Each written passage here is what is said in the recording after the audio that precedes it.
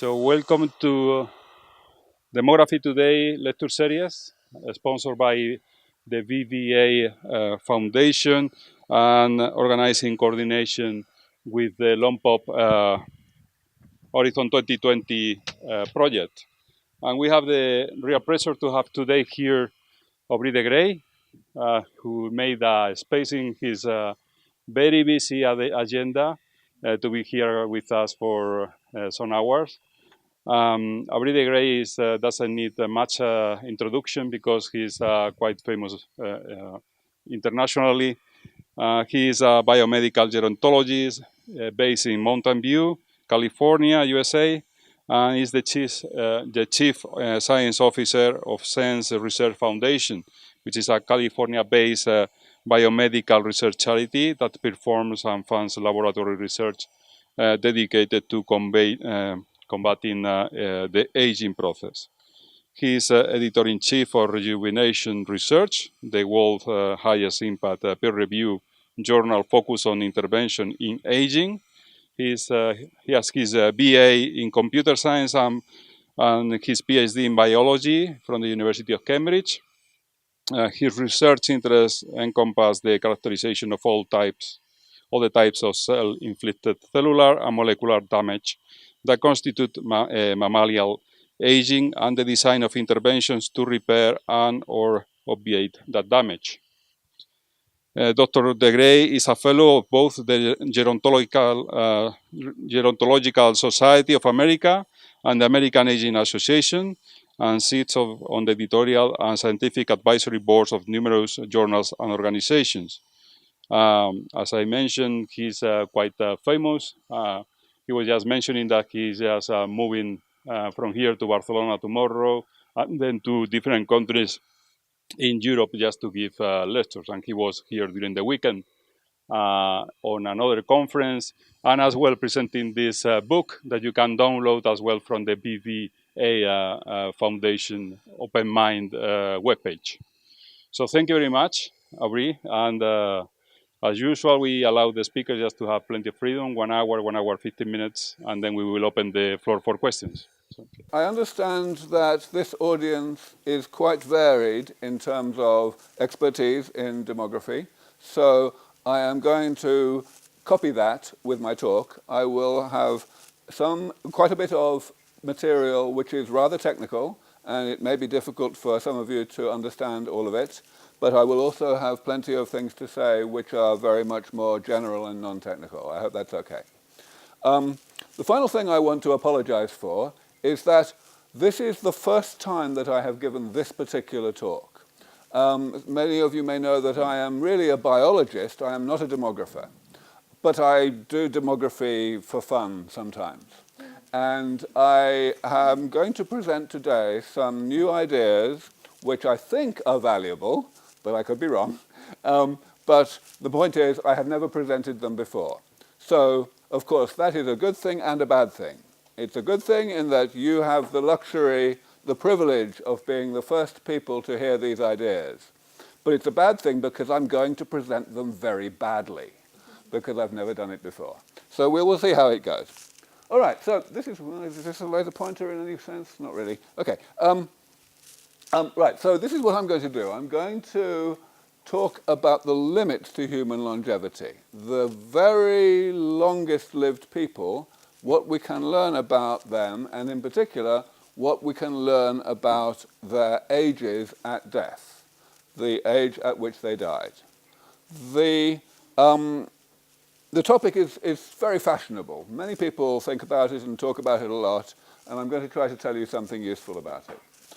And of course, the main reason why people are so interested in it is because they have a feeling, a kind of intuition, that if we study the ages that people can currently get to, we might get some ideas about how to do better than that, how to develop medicines and such like that would help us all to live longer, healthier lives, which everybody wants.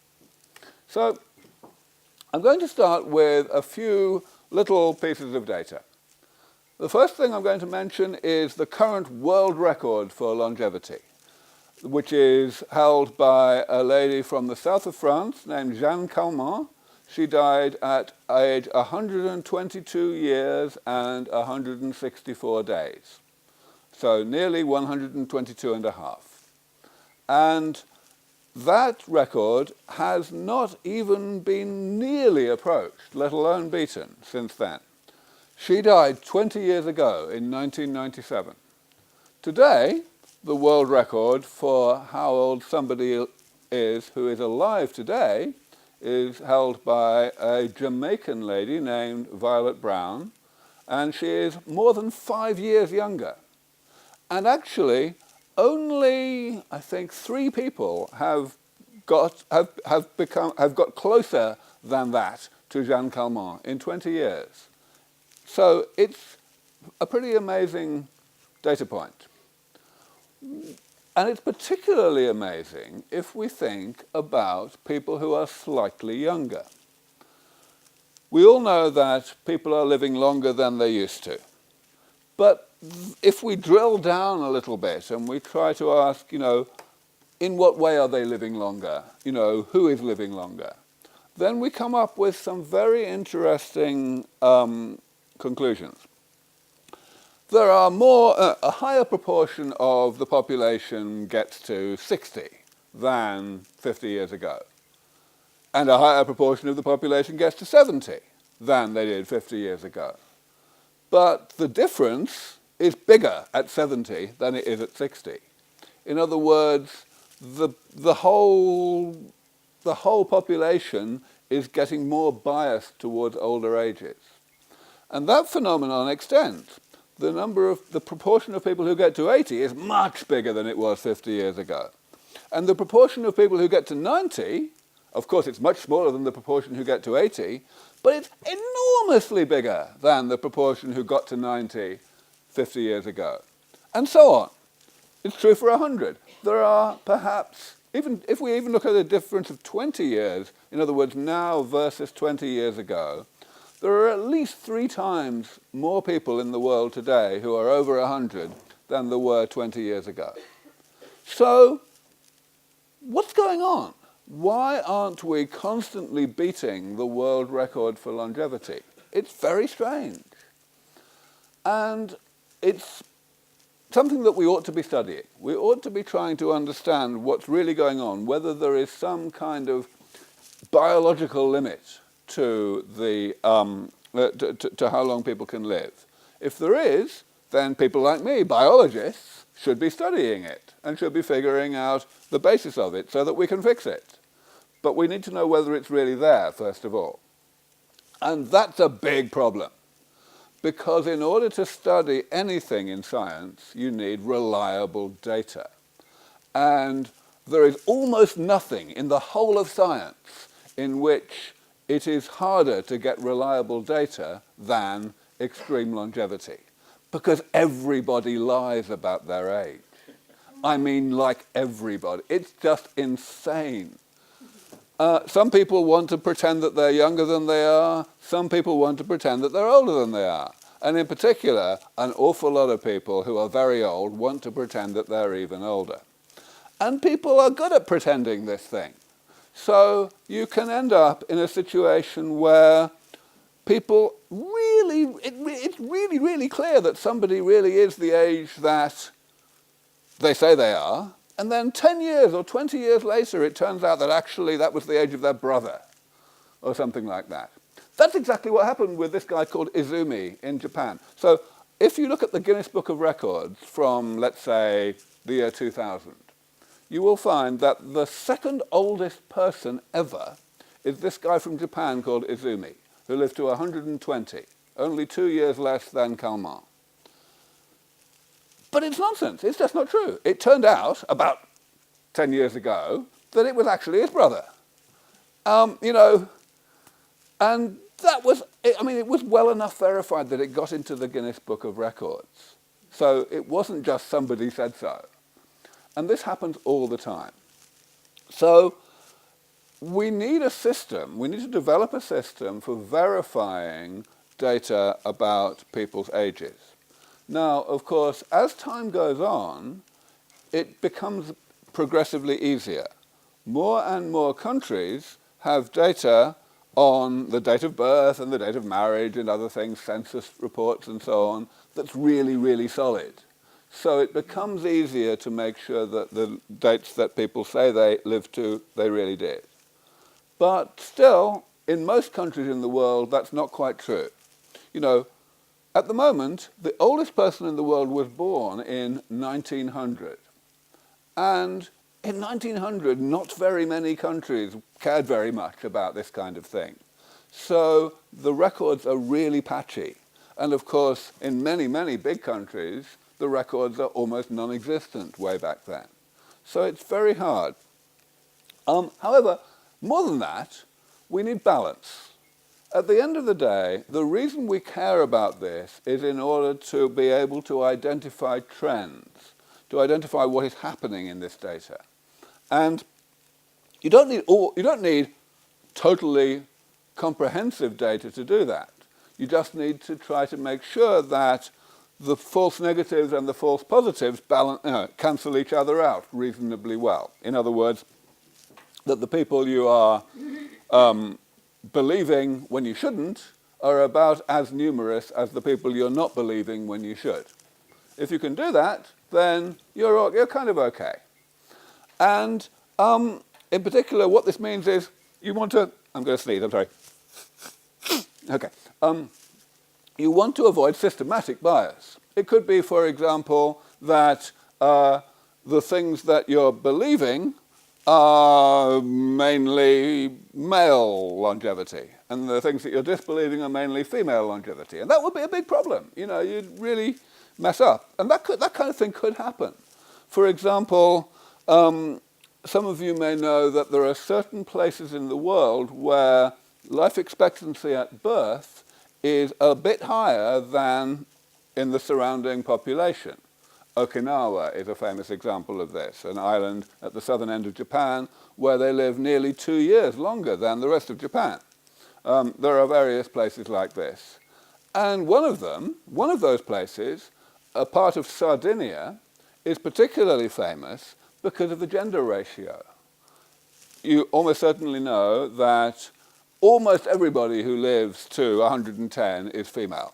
Like 90% or more are female. At least 80% of the people who live to 100 are female. Just women tend to live a bit longer. But in this one place in Sardinia, it's not like that. The men live just as long as the women, even out to the age of 100 or 105. And nobody has the faintest idea why. So, you know, it's a really important thing to study, but it could easily have been missed if you were oversimplistic about gathering data. So we have to be really careful about this. Now, who does this? How do we get to be really careful about it? Well, the good news is that extreme longevity is fascinating not only to academics, but to the general public. And some members of the general public have time and money or whatever to actually dedicate themselves to this. And the result is that over the past 20 years or so, a group has emerged which is centered in Los Angeles, California. It's called the Los Angeles Gerontology Research Group. And almost all of them are not academics. They are just people from the general public with other jobs. But they're really interested in all of this. And over the years, they have become really good at sifting out the data, at getting to the bottom of whether a particular report of somebody's longevity is true. And they have become really well respected. Pretty much everybody in the world now agrees that these people know what they're talking about. So they have become the world authority for the validity of a claim to live to 110 or greater. That's the definition of the word supercentenarian. Furthermore, they provide multiple levels of validation. So there are people who are absolutely hard, ironclad valid, they are totally certain that this is true. And then there are people where the level of documentation is not quite so good, but it kind of looks okay, and they think that it's worth mentioning these people in a kind of second-level data set. So, it's all pretty good. It could be better, but it's pretty good. The data are okay. So now, there's a problem. As I mentioned, lots of people are fascinated by the concept, by the whole area, by the whole topic of extreme longevity. Some of those people are professional demographers who know what they're doing. Some of them are amateurs who have spent plenty of time, who haven't got any qualifications, but they've spent plenty of time studying it, and they know what they're doing. But unfortunately, some of them are academics who think they know what they're doing, but they actually don't have a clue. And this is a good example. This is a paper that came out a few months ago. And, well, there's very little I can say that's printable about this paper. It was appallingly bad. This is a graph from this paper, and it got published in Nature, for crying out loud. I mean, in a very, very prominent journal. This is the author's attempt to derive some kind of fit to the data points that you can see on the screen, which are the average age at death of supercentenarians between 1967 or so and 2009 or so. And they fitted it, for whatever reason, using whatever a cubic smoothing spline is. I have no idea what that is. But anyway, my thought was, I had recently seen a cartoon on a comic strip called XKCD. I think this is probably about as good as... so for those of you who read English, the thing on the left is a regression, and the thing on the right is the same data points and a constellation in the sky. And it says, I don't trust linear regressions when it is harder to guess the direction of the correlation than it is to find new constellations on it. And that's about what I thought of that paper. So it's spectacularly embarrassing. It's so bad, it's just not true. But that's not what I came here to tell you. What I came here to tell you about is whether we can do better. And it's not obvious that we can do better, because the very definition of extreme longevity is that it's extreme. There are not many people who get to extreme lifespans. And, if you haven't got very much data, you can't do very much statistics. The nature of statistics is you need more data to get more reliable answers. So one might say, well, maybe it's a shame that people pretend to be able to derive actual conclusions from studying this small amount of data, when in fact they can't. But the fact is, they can't. Nobody can, because there's not enough data. So what I've come here to tell you today, and this is where I'm going to start getting pretty technical, is that actually we can do a lot more in terms of the analysis of this small amount of data than people have previously realized. Now, here is the fundamental problem. When you study the ages at death of people in a given population at a given range of ages, what you are really doing is you're trying to extract from that data a kind of generalization about the risk of death at any given age. You're trying to say, okay, here is the actual, you've got this certain number of people, a finite number of people, they died at these particular ages, but they might not have done. Anyone could have died at any particular age. What you want to extract from that is a probability of death that was experienced by each of those people at each age, which is called the mortality rate. And it turns out to be rather hard to do that with small amounts of data. If you have large amounts of data, it's not so bad. What you do is you just split up your data set by age. Typically, you might say, okay, here are the people that died at 110. Here are the people that died at 111. Here are the people that died at 112, and so on. And you simply ask, okay, out of all the people that were alive on their 110th birthday, what proportion of them didn't make it to their 111th birthday? And so on. That's the mortality rate. And if you do that, you can extract a set of data points for probabilities of death at each age. And you can ask questions about what that trend looks like. Does it go up? Are people more likely to die in their 111th year than they were in their 110th year, and so on? And, you know, these are important questions because you can actually make biological inferences from them. But if you have small amounts of data, you have a problem. Because with small amounts of data, you have what I'm calling here a tension between granularity and scatter. Now, what do I mean by that exactly? If you have this data set, then it's up to you what the size of your intervals of age are. The example I just gave was the standard one. People just say the interval will be 1 year. So you'll say these people died between their 110th birthday and their 111th birthday. But you didn't need to choose a year. You could have chosen a month. You could have said, okay, these people died in the first month after their 110th birthday. These people died in the second month, and so on. You're perfectly free to do that. But here's the thing. If you do that, of course, then you have fewer people in each of the slots, in each of the time intervals. And that means that you have more scatter. You have more, randomness in the data. So you have less ability to extract accurate probabilities from it. However, if you go the other way, if you choose large intervals so that you have large amounts of data points in each interval, you have a different problem. The problem you have is that you may simply smooth away the thing you're looking for.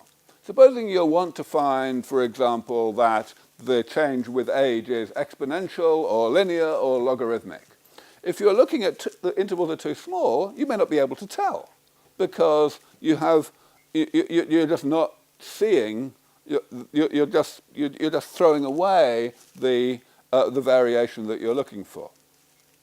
So we need to try to avoid doing this. We need to try to minimize this tension between granularity and scatter if we are to get good information out of small data sets. So now I'm going to get a bit mathematical. I'm sure that every demographer in this room has heard of the Gompertz-Makeham equation, which was developed in 2 stages. First of all, by Benjamin Gompertz in the early 1800s, almost 200 years ago, and then refined a decade or 2 later by Makeham. And, of course, this is it, the equation for the mortality rate that is observed, the relationship between mortality rate and age that is observed in human populations, and indeed in the populations of laboratory animals. And it's a very simple thing. It says that the probability of death at age x, in other words, the mortality rate at age x, is the sum of 2 terms. One constant term, which is simply a number, and one exponential term, which is an exponential function of x, of the age. That's all that the Gompertz-Makeham equation says. And it turns out that it describes the risk of death in human populations really rather well over most of the lifespan of the population. You have to be a bit careful with it when you get to extreme ages because, of course, the mortality rate is a probability, which means that it cannot go larger than 1. And so you have a kind of mathematically enforced plateau that occurs. And the only way to get away from that is to chop your data set into smaller intervals, so that the probability of death in any interval is much smaller, and therefore you don't hit that plateau until later. But I'll talk about that later on. The main thing is that this equation really works. If you take any human data set, you always find that you can find values A, B, and C for which that equation really accurately predicts the number, or fits the number of people who died in the population at any given age. That's great. And everyone uses this equation all the time. But this equation here underneath it is an equation that I bet none of you have seen before. Hands up anyone who's seen that equation before. Right. Now, it turns out that that equation is the same as that equation. I got that equation just by integrating that equation. That's all I did. Px is the survival function. In other words, the proportion of the initial population that is alive at age X. Now, of course, that is simply the integral of the mortality rate, because the probability of dying each year is a probability. The probability of, the proportion of people who are alive at age X is simply the product of all the probabilities from 0 to X. 1 minus the probabilities. In other words, in order to get to age X, you have to have not died at age 0, and not died at age 1, and not died at age 2, and so on. So that's all that the survival function actually is. And this is simply the integral of that. That's all it is. Fine so far. But what the hell use is this horrible equation? Well, that's what I'm about to tell you. Here's that horrible equation again, right at the top. Now, I'm going to consider a particular type of data, of data on ages at death. It's going to be a situation in which these two things are true. Now, look at what those two things say. This one here says that the constant term, what's called the Makeham term, in the Gompertz-Makeham equation, is really small. It's saying that C is so small that for all of our data set, essentially this number here is much less than this number. That's the first thing I'm saying. Now, look at these two terms and find them in the original equation at the top. You can see that the original equation at the top has this big sub-formula here, which is the sum of these two terms. Now, that means that if this is much smaller than this, then we can just delete it from our equation, and we haven't changed things very much. We could just lose it, and we've still got something that's more or less the same equation, and is more or less an accurate description. Similarly, if we now look at this second criterion that I'm putting, where e to the power bx is much greater than 1, we have the same situation. Look at this formula here. If e to the bx is much bigger than 1, then let's just forget about the 1 and just call it e to the bx. So now here I have the version, the simplified version of this equation when I've done those two things. I have made these two assumptions, okay?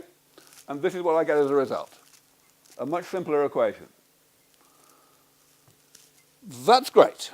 But the big news is this. Because this is what you get if you take logs of this equation twice. You see there's an exponential term here and another one here. If you take logs of this equation twice, this is what you get. And look at it. It's linear in x. There's only one x in this equation. That is fabulous news, and I'm going to explain why it's fabulous news right now.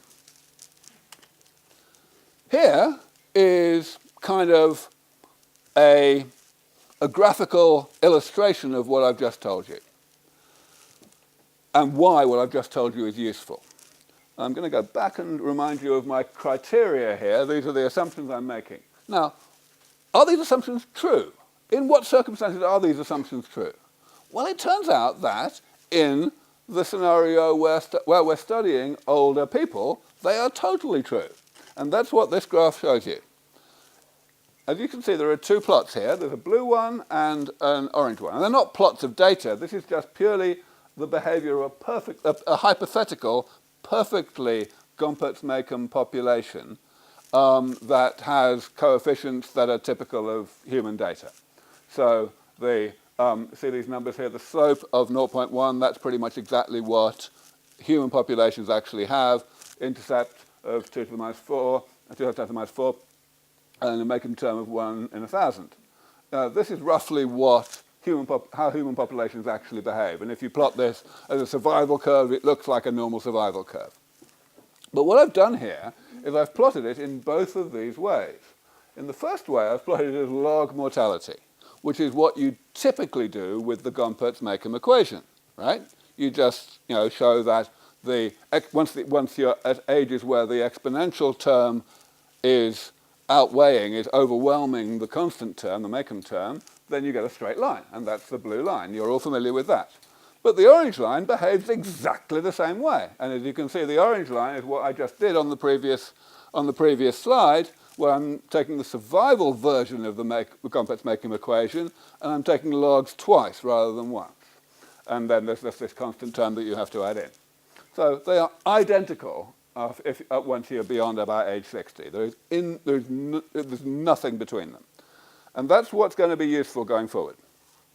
So as I've said, we're interested in these two particular assumptions, and we can actually accept those assumptions for any analysis of elderly humans. But there's another assumption that we have to make, or another feature of our data that has to be true, if we want to actually use this survival version of the Gompertz-Makeham equation for any kind of analysis. And this is it. We have to make sure that there are not many cases where people died at the same age. If people died at the same age, then we can't really, essentially our granularity goes away. We can't really have a Kaplan-Meier curve. We can't have a plot of the proportion of people alive at a particular age.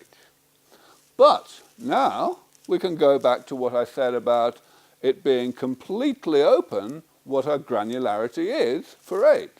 We can talk about how many years old somebody was when they died, but equally we can talk about how many months old somebody was when they died. And in particular, it turns out that for supercentenarian data, we can talk about how many days old they were when they died, because that's the data that the Los Angeles Gerontology Research Group record. We have supercentenarian data known to the day, and that turns out to be very handy. So, actually, I'm not going to go there yet. Hang on. Question then is, can we actually find anything out using this new analysis? Now, I started 10 or 15 minutes ago by mentioning how the standard analysis where we reduce each year of life to one data point, the probability of death, the mortality rate, that doesn't work very well for small data sets. But what I want to persuade you of now is that the reason it doesn't work is not inherent in the size of the data set. The reason it doesn't work is because that method of analysis automatically throws away a huge amount of statistical power. And this approach looking at survival, especially when these three conditions are true, retains that statistical power so that we can draw conclusions which are far more robust than we could if we did things the traditional way. So now I'm going to try to explain what I mean by that. And here's where I start to really realize that this is the first time I gave this talk, and I really don't quite know how to say this well, so I hope I'm going to be able to convey enough that at least you'll be able to ask the right questions later. Here is an example of the kind of analysis that I've just described. The y-axis here is a double log number of the sort that I mentioned earlier. The x-axis is age, and you may be a little bit shocked by the numbers there, but if you think about it, these are simply ages in days. 115 years is almost exactly 42,000 days. Just know that, all right? It's just for benchmarking. So what I've actually got here is the entire GRG dataset, the entire supercentenarian dataset from age 110 to 114. That's what we have here. And as you can see, the data points are very, very lined up. And we can draw a regression through it, and the R-squared is something like 0.9995. But here's the thing. That's nonsense. That's actually not an R-squared. And of course, the reason it's not an R-squared is because the data points are not independent. Any survival curve, any survival data set, is monotonic, because once you're dead, you stay dead, right? So the proportion of people who are alive at age X is always less than the proportion of people who are alive at age X minus 1. So the data points are not independent, which means that this is not an R squared. You can think of it as a kind of nominal R squared, but it's not an R squared. So this is the question at the top. How can we get an actual R squared, an actual confidence level from the data that I'm talking about? Well, the answer is go to Monte Carlo. Go to Monte Carlo. You probably know how to do Monte Carlo analysis, most of you. You just make up data and see what happens and see how often it goes either side of what you're looking for. Now, what are we actually looking for here? Here's the first thing I want to emphasize. What we're looking for here is deviations from a Gompertz-Makeham curve. If you like, the null hypothesis, the default is that the probability of death of these supercentenarians will be rising exponentially, just as the probability of death seems to rise exponentially through most of the life course at younger ages. The question we want to ask is it actually rising exponentially, or is there some deviation from that? And if it is rising exactly exponentially, then we get a straight line on this plot, because of what I've told you earlier with that horrible algebra I showed you. But it might not be a straight line, so that's what we want to know. Now, it turns out that if you do this Monte Carlo analysis, you just throw random data at this kind of manipulation and you ask what happens, then yes, we're in. It turns out that this correlation, even though you totally can't believe the actual number, nevertheless, the number is actually even better than it would be with random data most of the time. This result means that, yes, we can, for practical purposes, view the supercentenarian data from age 110 to 114 as fitting a Gompertz curve. And there's stuff that I'm not even going to get into that's a bit horrible with regard to exactly what the coefficients of that Gompertz relationship are for this data. But let me just cut to the chase and tell you it's a bit flatter.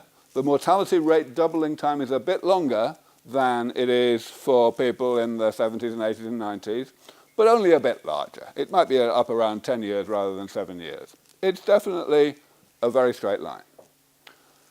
So, well, that's great, we've got this result, but it's very boring, so why am I bothering to come here and talk about it? The answer is, what happens if you go beyond 114?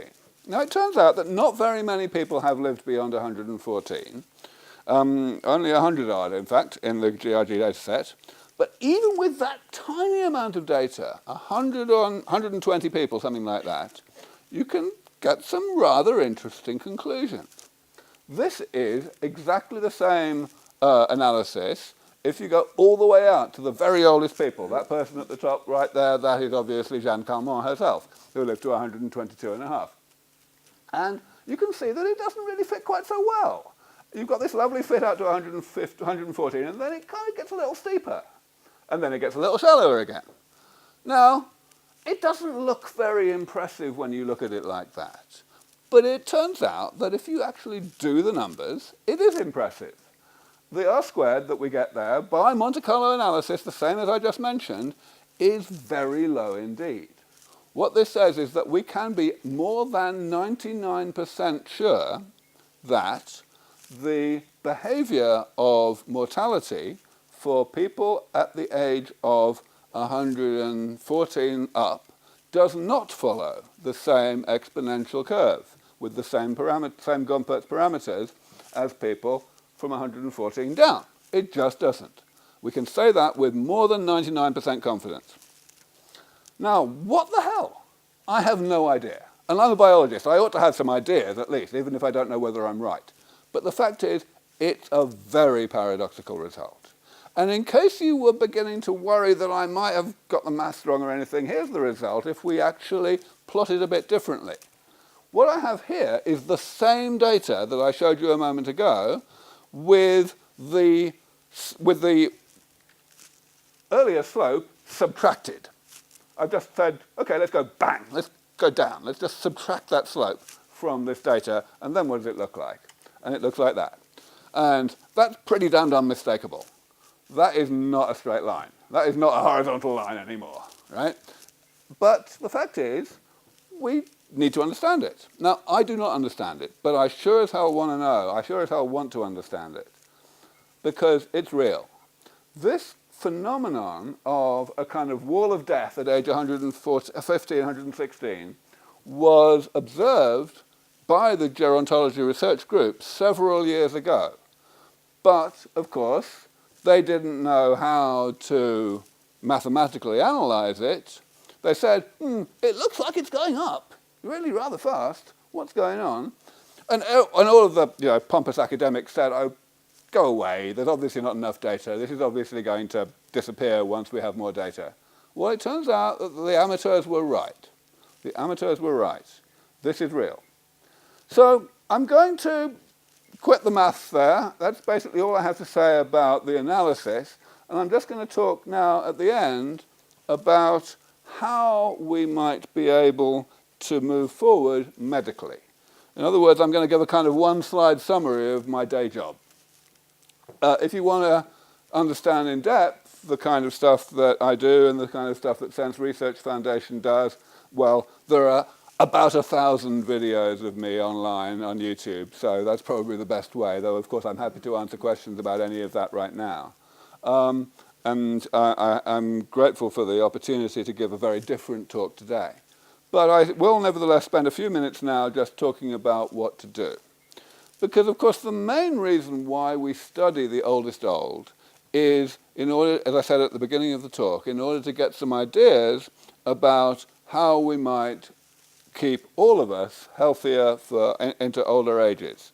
Because the people who get to these extreme ages, they didn't get there by staying alive for a long time in a bad state of health, in a senescent or senile state. Invariably, the way you get to be 110 is by getting to the age of 100 and the same state of health that your average person is when they're 80, and getting to the age of 90 in the same state of health that the average person is when they're 70. This is universal. So it's really something we need to understand.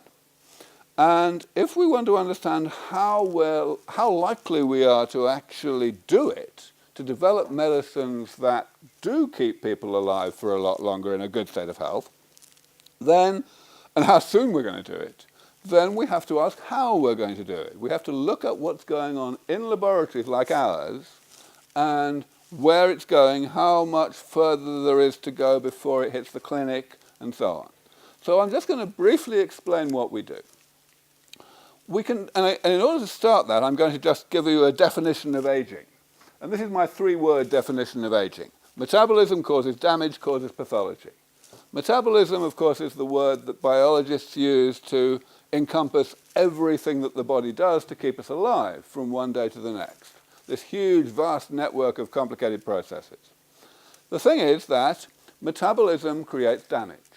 In exactly the same way that using a car creates damage to the car, rust and stuff like that gradually accumulates. Similarly, for any machine, whether it's alive or not, the operation of the machine creates damage. Throughout life, lifelong, that's really important. Damage starts to accumulate in our bodies even before we are born. And that damage is eventually problematic. It's not problematic at first, because the body is set up to tolerate a certain amount of damage without declining function. But eventually the damage becomes too abundant and we start to get sick. The pathologies of old age emerge in late life. And of course, eventually they become completely insupportable and we die. Now, this means that the main way that people have adopted to actually keep people healthy in old age was never going to work. That's what I call geriatrics here, geriatric medicine. Geriatric medicine is all about attacking the ill health of old age, Alzheimer's disease, most cancers, atherosclerosis and so on, attacking these things directly as if they were infections that could be eliminated from the body. It's obviously completely misguided because the damage that is causing these pathologies is continuing to accumulate as metabolism continues to operate. And therefore, we end up with any geriatric medicine, any medicine that attacks the consequences of damage, becoming progressively less effective as the person gets older. Just a completely misguided way of thinking. The approach that has been adopted over the past century by a small but determined community of biologists in response to the realization that geriatric medicine was never going to work has also not worked, unfortunately. It is essentially to clean up metabolism. The whole field of the biology of aging is focused ultimately on the idea that we might be able to actually reduce the rate at which metabolism creates damage. Call it cleaning up metabolism. If we could do that, of course, we would postpone the age at which the damage reaches a problematic level. But that hasn't worked either, because it turns out that metabolism is just too complicated. We just can't mess around with metabolism in such a way as to stop it from creating damage without having unintended consequences that stop it from doing the things we need it to do. So that's not worked either. But luckily, there is a third approach, which is the approach that I essentially pioneered and have been promoting for the past 17 years or so, which is the maintenance approach, the damage repair approach. Here what we say is, let's leave metabolism alone. Let's actually let metabolism create damage at the natural rates. If it can, then, if we're letting it do that, then we don't need to understand metabolism. We don't need to worry about the fact that metabolism is so impenetrably complicated. But still, we get the result. If we repair the damage periodically, then the damage will not get to the level that is problematic and pathogenic, even though it's still being created at the normal rate. So this is an approach that I believe is extremely promising, and it turns out that if you get down into the details of what the damage is that you need to repair, you can describe it quite simply. As you'll see in other videos that of talks that I've given, I normally describe damage as having just 7 constituents, 7 different types of damage that need to be fixed. And we're getting there. So if you actually want to know how long people born today are going to live, then think about some kind of trend line from the rate of increase in longevity that happened over the past century, because that is not going to give you anything near a reliable answer. The only way to predict how long people who are born today will live, or could live, is by looking in the laboratory at the kind of work that is being done and the kind of predictions that people like me are making about how soon that work will translate into medicines that actually succeed in this goal. That is how to predict longevity in the future. So I'll stop there. Thank you very much.